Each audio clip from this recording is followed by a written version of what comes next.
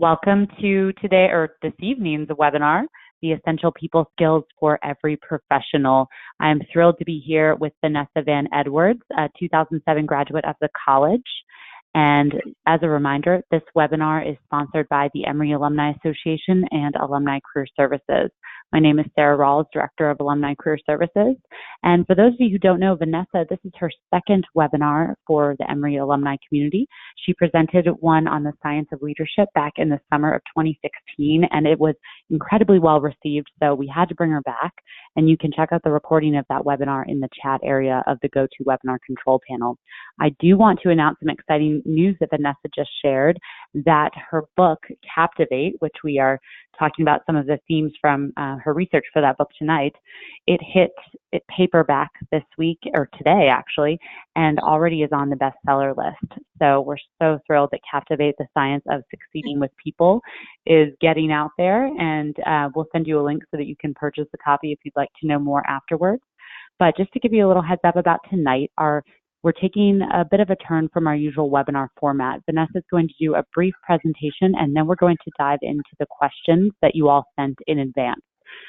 We will also leave time for new questions that arise as Vanessa presents some content tonight. So feel free to type in any questions you have in the question area on your GoToWebinar control panel. And you can also type some comments, questions to me there if you have any technical difficulties.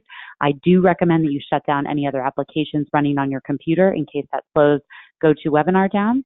And as a reminder, we will be recording tonight's content, so you can visit it on the Emory University YouTube channel. Our Career Webinars playlist has over 90 webinars on a variety of professional development subjects. So I will email you information about that after the webinar. And now just a bit more about Vanessa before I turn it over to her. Vanessa Van Edwards is a published author and behavioral investigator. She is a professional people watcher, speaking, researching, and cracking the code of interesting human behavior for audiences around the world. Vanessa's groundbreaking workshops and courses teach individuals how to succeed in business and life by understanding the hidden dynamics of people. Vanessa is a Huffington Post columnist and a Penguin author. She's been featured on NPR, The Wall Street Journal, The Today Show, and USA Today, and she has written for CNN, Fast Company, and Forbes. She speaks to groups across the globe, and she has used her research to consult for numerous Fortune 500 companies. She graduated magna cum laude from Emory in 2007 and is SETT certified. And I will let her tell you more about her credentials. But Vanessa, thank you so much for being here this evening. I'll now turn it over to you. Oh, thank you so much, Sarah. So I love talking to fellow alumni, love being in the Emory community. I miss Atlanta so much. I'm actually based in Portland, Oregon now in the Pacific Northwest, and very much miss our southern roots. So virtual hello to everyone around the country, around the globe. So I'm going to go over the 10 essential skills that I think every professional should know. As Sarah so kindly mentioned, I run a human behavior research lab here in Portland, which is basically an excuse for me to ask invasively personal questions for my own amusement. So I get to run all kinds of fascinating research on human behavior and people. And one of the things that I've always been fascinated with is how do we tie the academic research into the business world? Specifically for professionals, there's all these amazing studies that come out every day from Emory, from other academic universities, academic organizations, universities. How do we take their research and their science and then bring it into our everyday work life? So what we've done is we have a big database of over 2,500 studies that are sort of our favorite cream of the crop studies, the ones that are really peer-reviewed from different academic journals that have held up over the test of time. And we've taken this database and synthesized it into these 10 essential skills. So what I thought we would do is play a little kind of quiz game here. And what I would love for you to do is to rate yourself with each of these skills.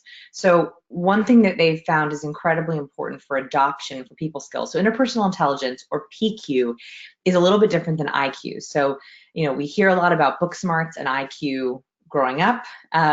We don't hear a lot about interpersonal intelligence, or PQ, growing up. And so with people skills, you absolutely can have an innate ability or innate preference towards higher PQ, but you can also learn it. So myself, I like to joke that I'm a recovering awkward person. I did not have high PQ at all. Poor Emory. All of my awkward years were at Emory. If there's any other fellow 2007 alumni on the call, you'll maybe remember me or not remember me for my awkwardness. So people skills did not come naturally to me. I had to really learn them the hard way, like learning a foreign language. And so one of the best things you can do right off the bat is to get really good at self-diagnosis. Either, and this is, I'm curious to everyone who's listening, we tend to go one of two directions. Either we overestimate our skills. We think that we're way more charismatic, way better at conversation than we are.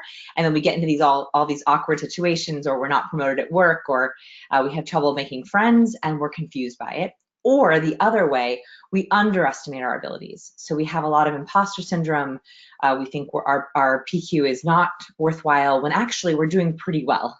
So I'm very curious. I'm going to go through each of the 10 skills. I'd love you to rate yourself on a scale of 1 to 5. So 1 is I'm terrible at this skill. I have no talent at all in it. 5 being I'm a master. I'm great. I could teach a course. And what we're going to do is at the end, you're going to kind of add up your score and see how well you do on your average PQ. So the very first skill that I want to talk about is, oh, it left when I went through it, is being socially assertive. So one of the things that we found is people who are very successful at PQ, they have very high PQ, are very good at conserving their social energy. And I have a very kind of interesting way of thinking about social energy, which is that we only have so much social energy to go around. So if we have a long day at work, we're in meetings, we're presenting, we're on conference calls, we're doing masterminds, and then we also have a happy hour after work with a couple of colleagues, then we're also going to a networking event.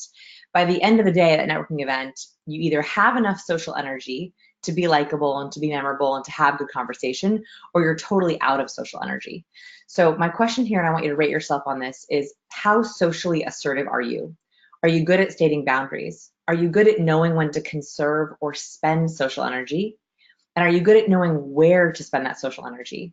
So for example, are you better off spending social energy with your boss and building rapport with VIPs? Or are you better off doing it with cold contacts and networking? Do you have an easy way of divvying that up?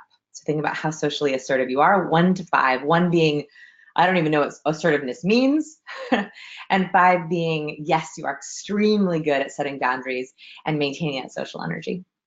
And write down your number. Unless you can do math in your head, I cannot. Write down your number on a piece of paper. All right, second one. So this one is really interesting because we realize that the most successful PQ students, so we have over 300,000 students who have taken our courses, and we track them. We do a lot of surveys with our students. If you're one of our students, you know this. We're constantly asking you to take quizzes and tests. We found that presence is a skill, and not just presence in itself, but being able to control your presence. So knowing I want to show up as competent, or I want to show up as warm, or I want to show up in this meeting as trustworthy. So it's not just being memorable. It's also being able to have a presence that you're in control of. And we believe that your presence has a direct relationship with your ability to build personal relationships and your network. So rate yourself here on how memorable are you? Do you feel that when you meet people for the first time, they remember your name? They remember having met you before? And that you're in control of what they remember about you. And this is really important. So when someone first meets you, what's the first word that you think comes into their mind? You know, is it energetic, shy, extroverted? What's that one word? And do you feel that you are happy with that word? So crafting a memorable present, rate yourself on a scale of 1 to 5 and write down that number. Number 3, so being a master communicator, and there's 2 buckets here, and I think it's hard to be in the middle. So you try to give yourself, be really honest with yourself here, and here's how you kind of know. So poor communicators, people who don't feel like they're masters of their communication, tend to think they're unworthy of attention. There seems to be something about worth here. So maybe you have the ability to communicate, but you feel, I don't want to take the center of attention, or I don't want to speak too long when someone asks what I do, or I'm afraid to go too deep into my elevator pitch. That you're unworthy of that attention from others. Poor communicators also tend to avoid sharing their ideas. And this is an important distinction. people have great ideas, but your ability to communicate those ideas effectively and with influence, so in a group of people, is what's important here. So you might have great ideas, but are you able to share them eloquently in a way that you think best represents you and get buy-in on those ideas? They also can't get buy-in on their opinions. So when they share an idea or they share an opinion, people either ignore it or don't remember it or don't feel very convinced. And oftentimes we've found that poor communicators are underappreciated for their work. So they do a lot of work, but they're either not recognized for it, or people assume that they had less of a role than they actually did. So if that sounds like you, if any of those sounds like you, I would give yourself a 1 or a 2 on the rating scale. Whereas master communicators are very, very good at public speaking, and this is in any sense.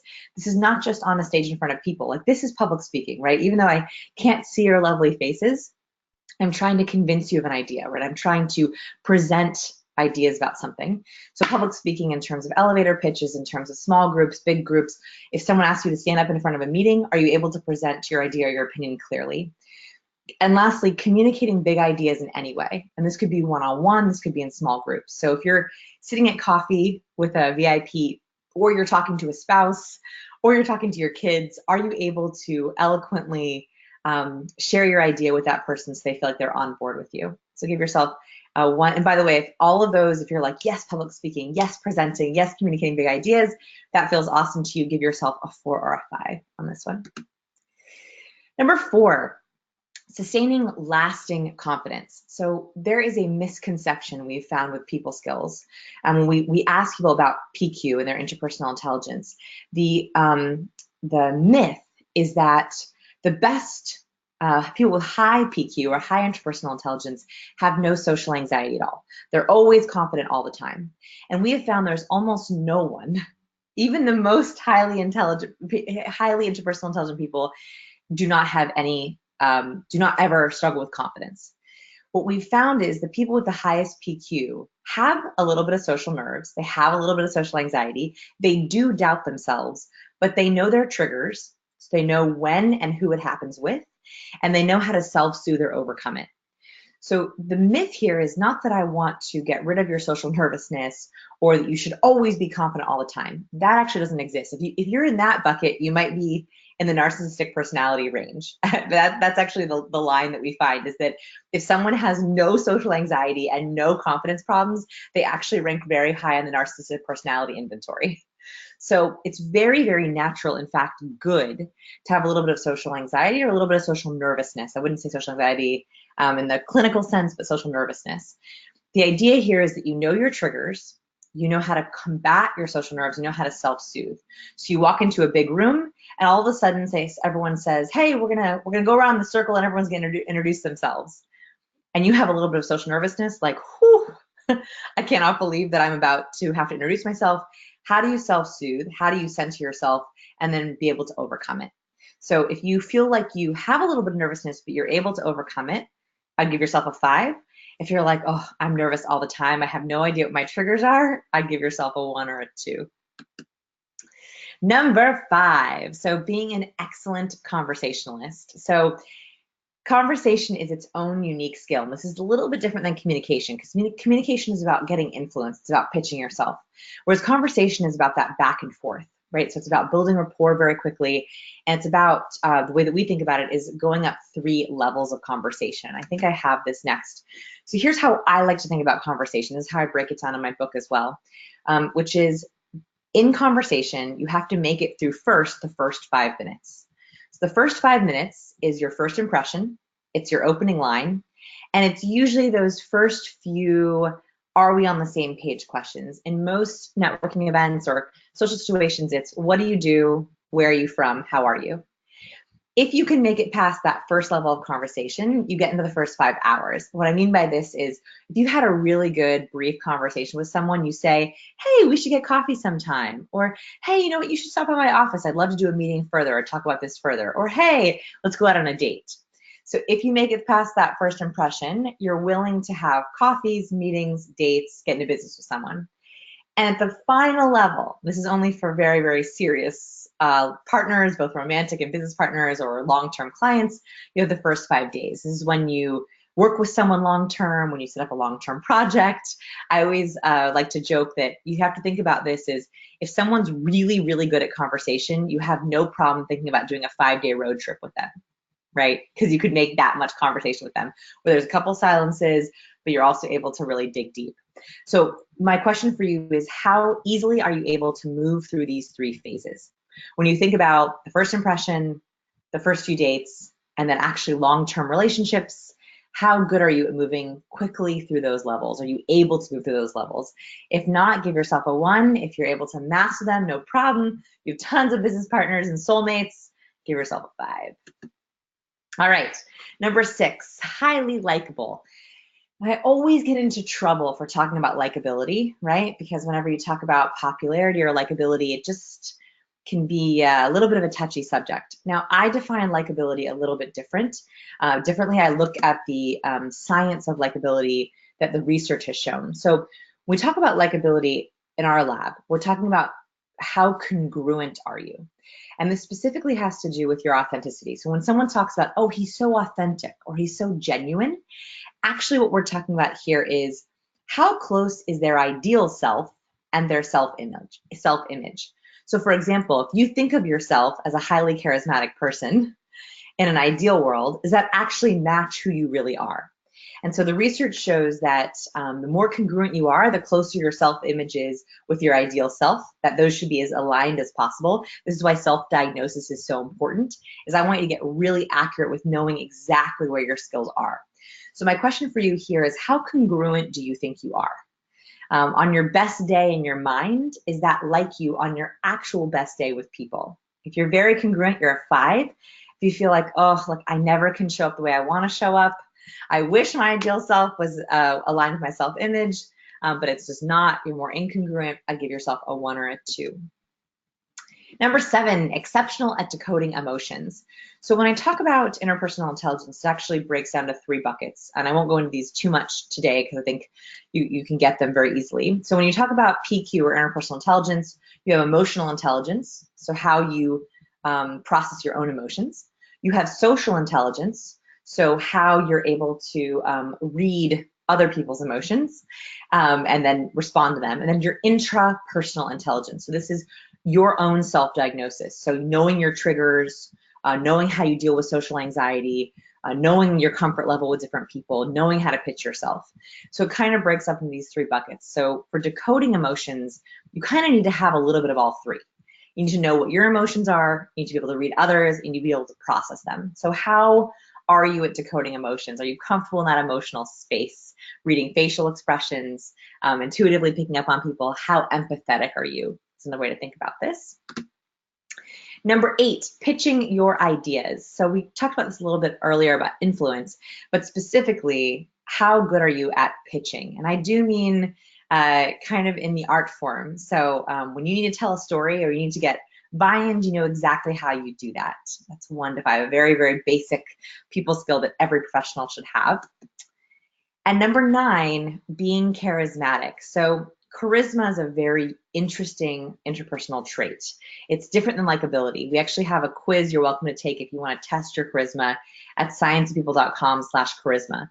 We have been studying charisma in our lab for a very long time at Science People, and we have found that very highly charismatic people are highly warm, they're seen as friendly and approachable, and they're also highly competent. So they're seen as dependable, loyal, and powerful. So if you feel that you are both approachable and capable, and people see you that way, I'd give yourself a 5. If you feel like, ugh, you're lacking in one of those areas or both of those areas, I'd give yourself a 1 or a 2. Last one, being an influential leader. So being a leader does not have to be you're head of an organization or you're head of a company or head of an athletic team.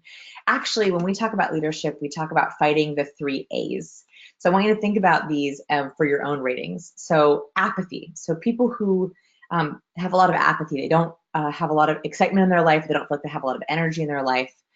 They feel ambivalent about a lot of their friendships and relationships. They're kind of take it or leave it with people in their life. And they're also aimless. They lack direction. We find that if if you feel that you have a lot of these, it's very hard to be a leader. Leaders typically fight these 3 A's with their heart and their soul. They only do things that get them excited. They only try ideas that get them, give them energy. They're not ambivalent about their relationships. If there's a toxic person, they cut that person out. They only have people that they truly know where they stand.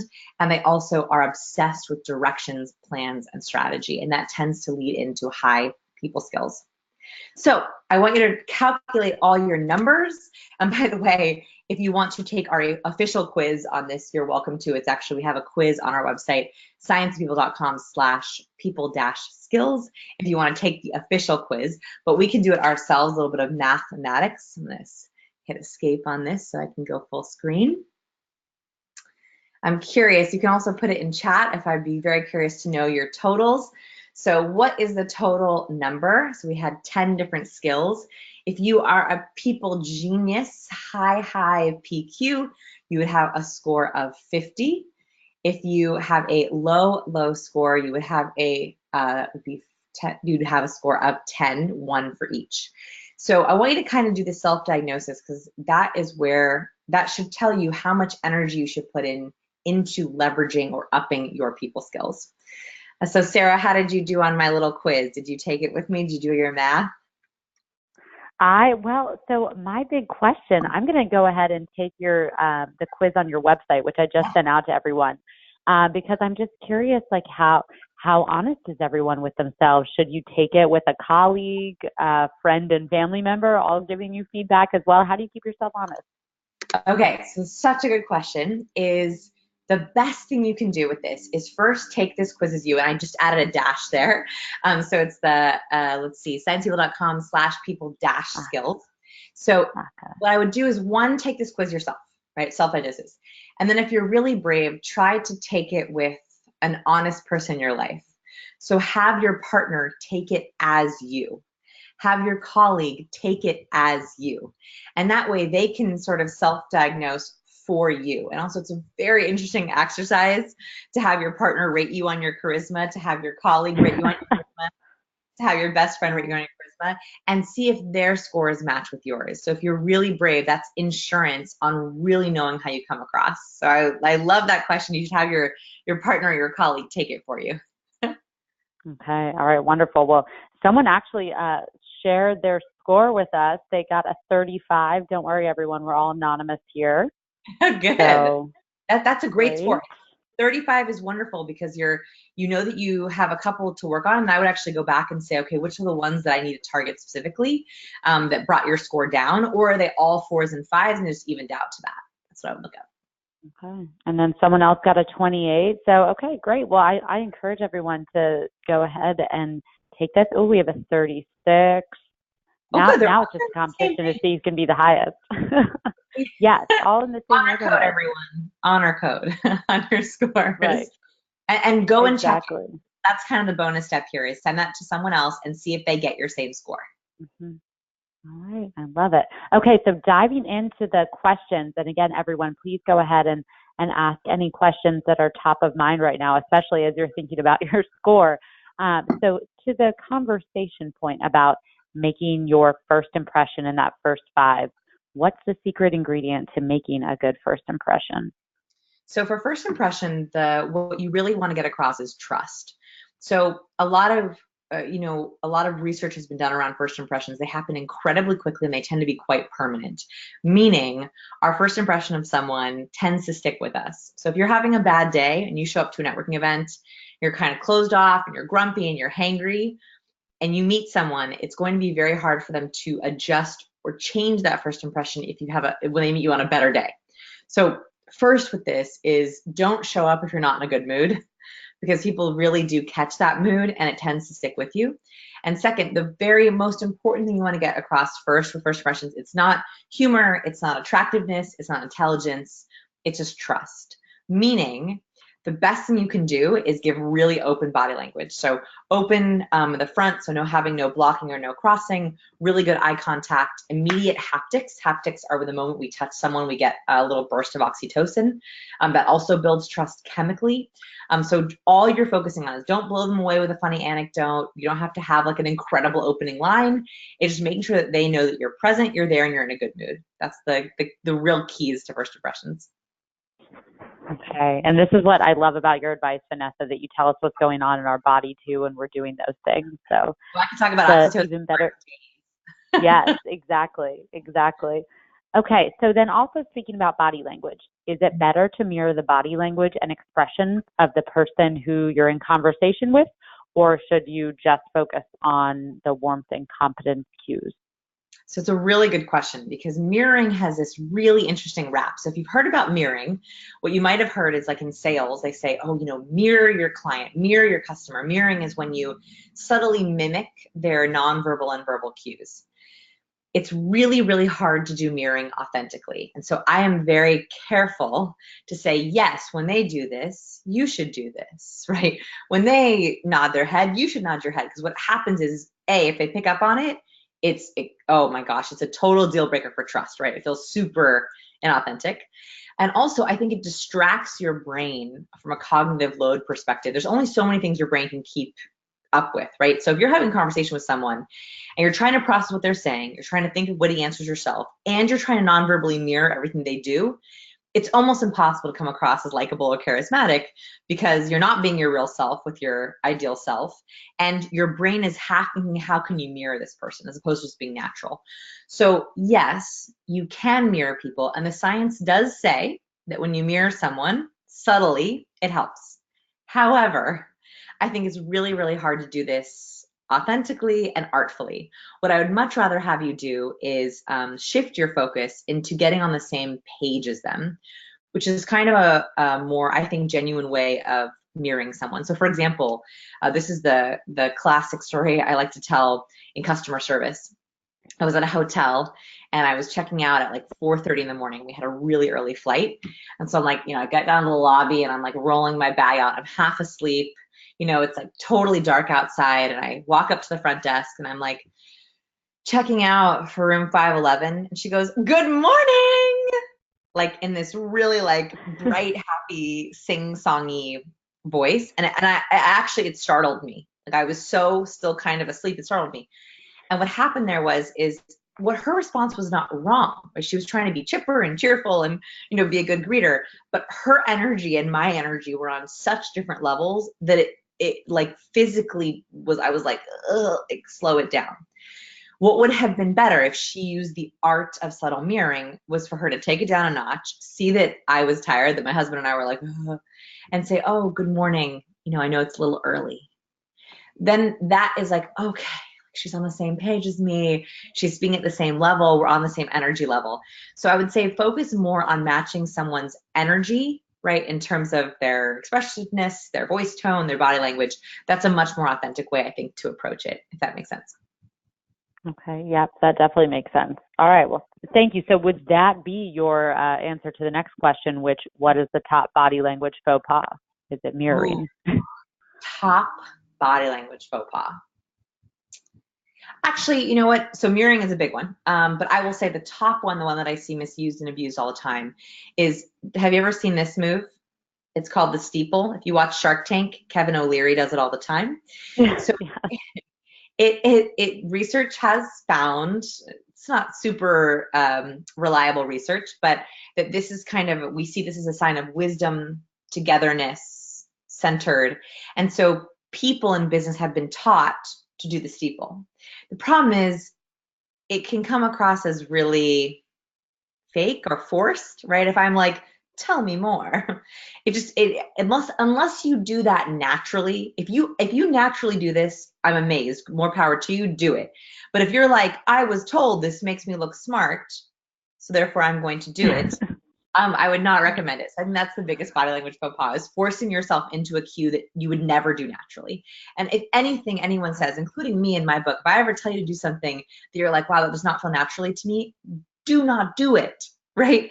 I would much Mhm. rather you do what does feel natural to you than try to adopt something that isn't you. Yep.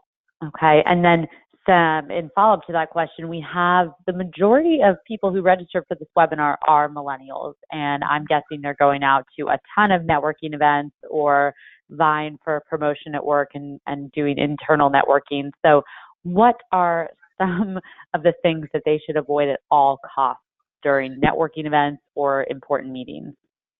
So hello, fellow millennials. I'm also a millennial.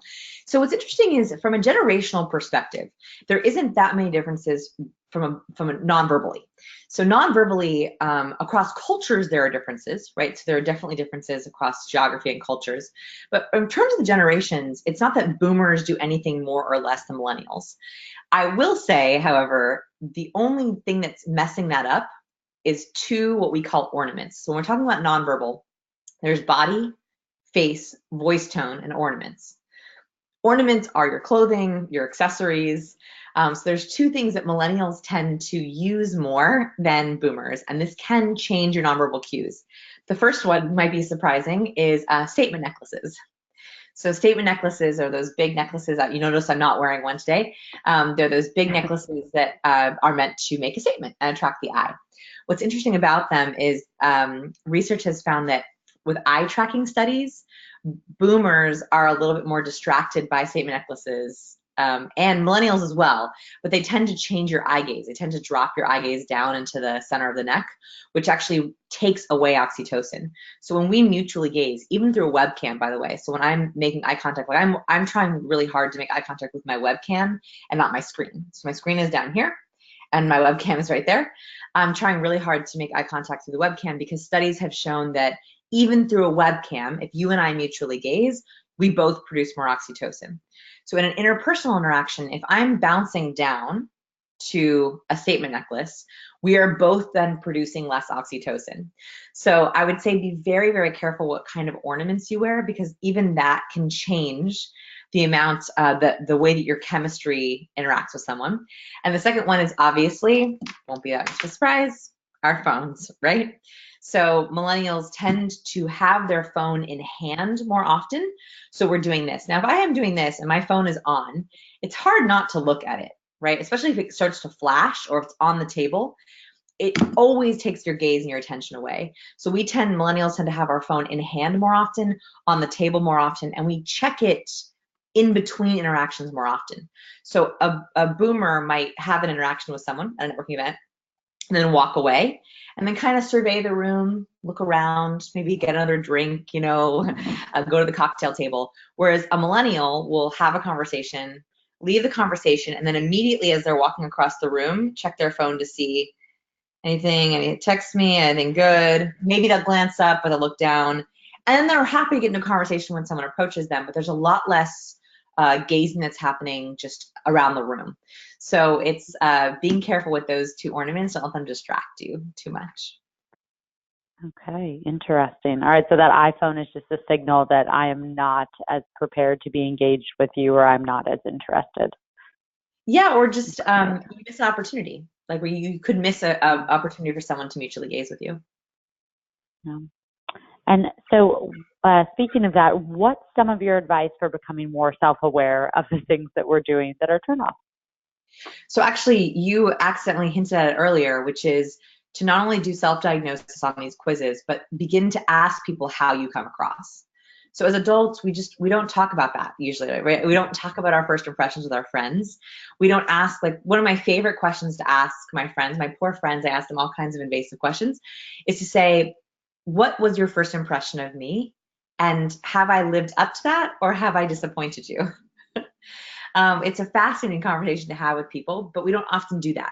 So getting more feedback from the people that you trust, asking them, how did I come across when I first met you? Have I lived up to my first impression? Do you notice when I'm nervous? Would you mind taking this people skills quiz as me? That's actually the best way that we can begin to improve because it helps us uncover our blind spots. And that's the thing is we have all these blind spots. I mentioned at the very beginning of the webinar that we either overestimate our abilities or underestimate. And both of those are equally bad blind spots. So if you need to be taken down a notch, you overestimate and they got to give you a little bit of dose of honesty. That's really important to know. Whereas if you underestimate yourself and think of yourself as not worthy and people pump you up, that's also really important to know. So getting that feedback, I think, is crucial and fascinating self-exploration exercise. Okay. And then to continue talking about those relationships, what are your tips for building long-lasting relationships, whether they are professional or personal? So I think that it's breaking down the relationships into those three stages that I mentioned in the slides. The first 5 minutes, the first 5 hours, and the first 5 days. So really, really strong, good relationships, you could go on a 5-day road trip with them, right? Like you'd feel comfortable with that.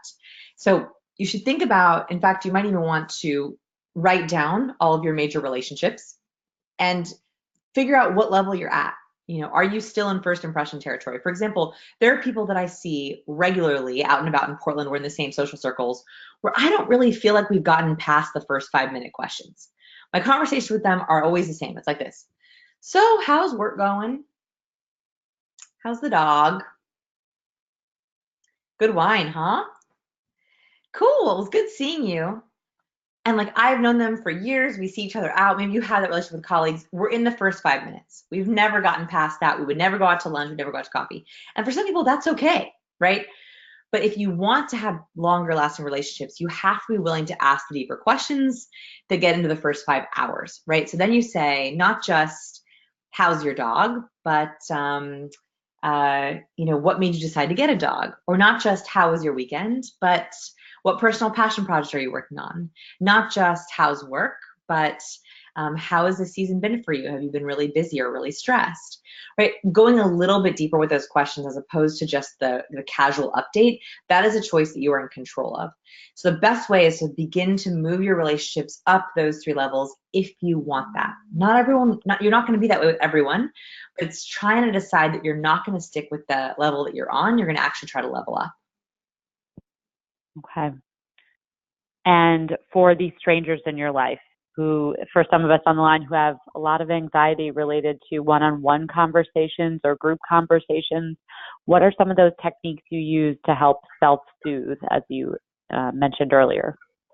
Yeah, so once you're already anxious from a chemical perspective, it's really hard to calm yourself down. So let's talk about social nervousness, social anxiety from a chemical perspective. So when you are socially anxious, what's happening is you have an increase of adrenaline, typically. So your heart is pumping, you might be sweating more, you might get red or blanch. You have a physiological response with higher adrenaline, maybe even fight or flight mode, right? Like, ooh, what do I do? What do I do? What do I do? That's fight or flight. That's adrenaline.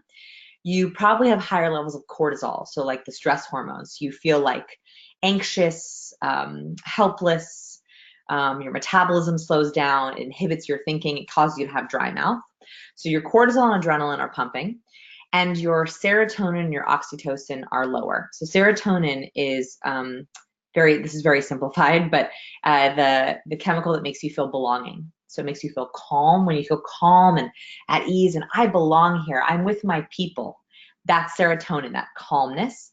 And oxytocin, as I mentioned before, is the chemical of connection. That makes us feel like we are connected to people. We trust the people we're with. We feel safe. So you have this kind of imbalance that gets worse and worse. The more anxious you get, the more adrenaline and cortisol you have, and the worse your belonging and calm feels.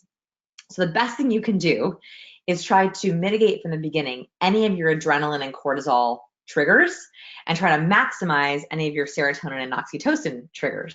So for example, serotonin and oxytocin can come from lots of things. Having a great wingman or going with a partner. Never being hangry, right? I don't think I'll ever feel a sense of belonging or calm when I'm hungry. It just doesn't work, right? So like I very rarely will go to networking events at 6 p.m. It's just like it's my witching hour. Like it just doesn't work for me, right? And I also know that very loud places trigger my adrenaline. I can't hear as well in very loud places.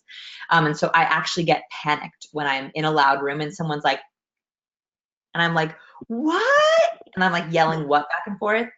Like I'm out, right? Like my adrenaline and cortisol just shoot up. So I know for me, those are my triggers. So starting to pay attention to what triggers you up in the bad ones and what triggers you down in the good ones.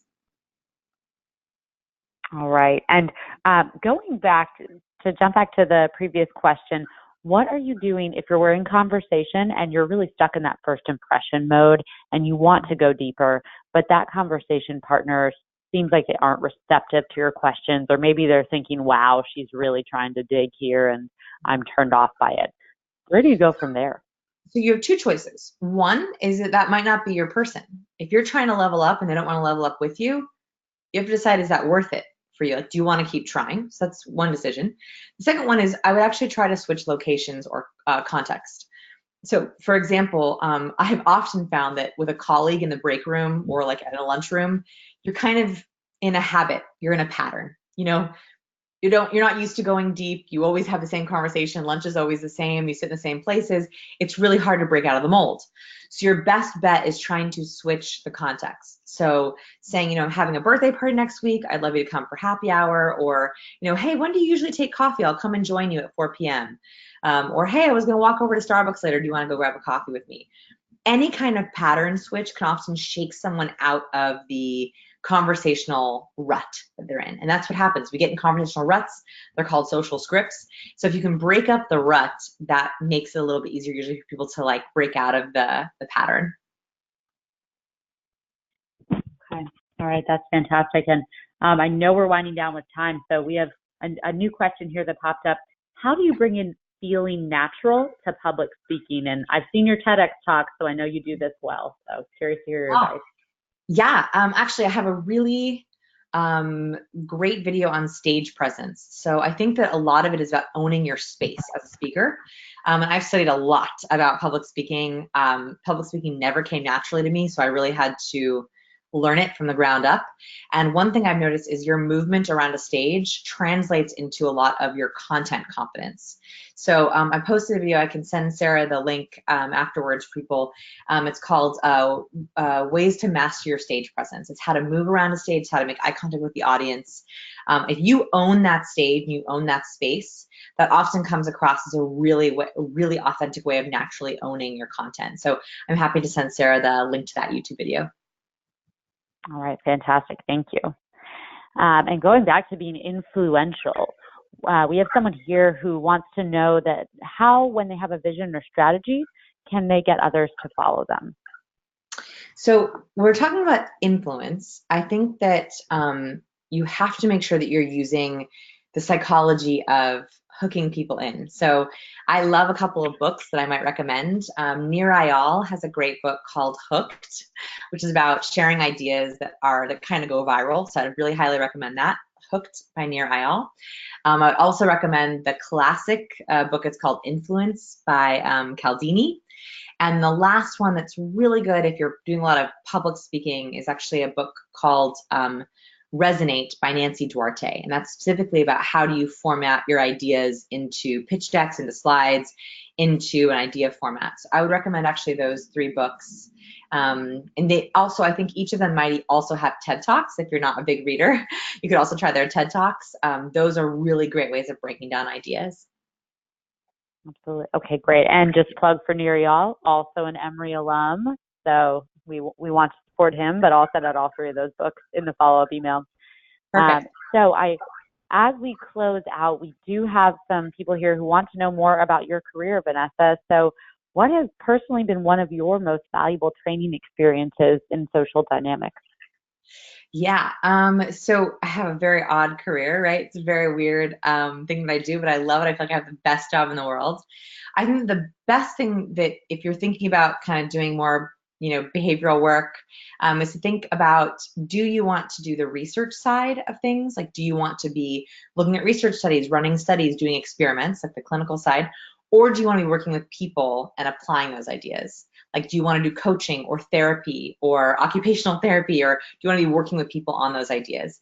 I think that the best thing that I did was decide very early on that I didn't want to do any coaching or consulting. I didn't want to be a therapist. I really, really wanted to be doing the research, the experiment. And so that was the decision of not going to get my PhD to be a therapist, but instead starting a lab.